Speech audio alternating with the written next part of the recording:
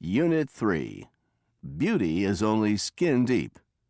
Pages 34 and 35. 1. Listen and discuss. The hairbrush.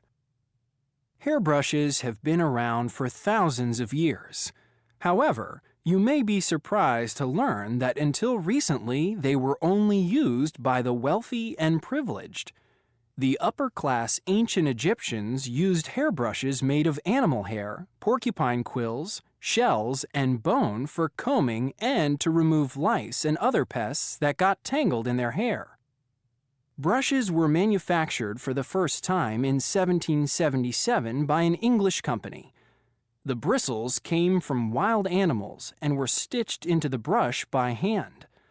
It is not surprising that these brushes were quite expensive. It wasn't until the beginning of the 20th century that brushes began to be manufactured by machine and to be produced with cheaper, synthetic materials like nylon bristles. With these developments, brushes became extremely common. Lipstick.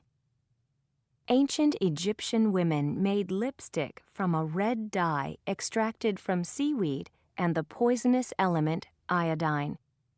It was eventually discovered that this early form of lipstick made women very sick.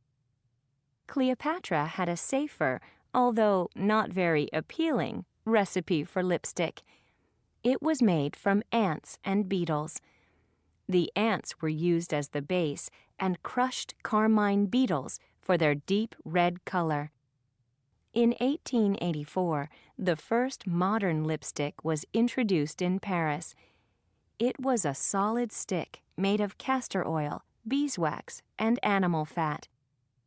By the 1940s, the use of lipstick by famous wealthy women had led to its widespread popularity.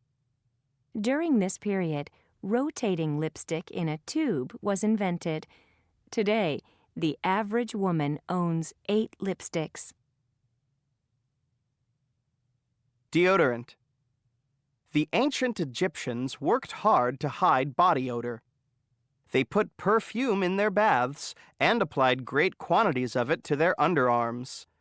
They tried using many odd items, like incense and porridge, as deodorant. The ancient Greeks were also afraid that they might give off an odor. Like the Egyptians, they bathed constantly and wore a lot of perfume. The Romans took this obsession a step further. They soaked their clothes in perfume and even put it on their horses and household pets. The first trademark deodorant, a paste called Mum, didn't appear until 1888. In the mid-1950s, the ballpoint pen inspired the first roll-on deodorant. Today, deodorants are a multi-billion-dollar industry and are as common as toothpaste in most homes. Nail polish. Nail polish can be traced back to around 3000 BCE in both China and Egypt. Chinese nail polish was a mixture of beeswax, gelatin, egg whites, and a gum from a special tree. Nail color represented social class. During the Zhou dynasty, around 600 BCE, the royal colors were gold and silver, so these were the colors worn by royalty and the upper class. Lower-ranking women were only allowed to wear pale colors. If they were royal colors, they could be put to death. Ancient Egyptian men and women of high social rank stained their nails with red henna. Military commanders in Egypt and early Rome felt that it was important to be well-groomed before going into battle. It is strange but true that they spent hours before a battle having their hair curled and their nails painted.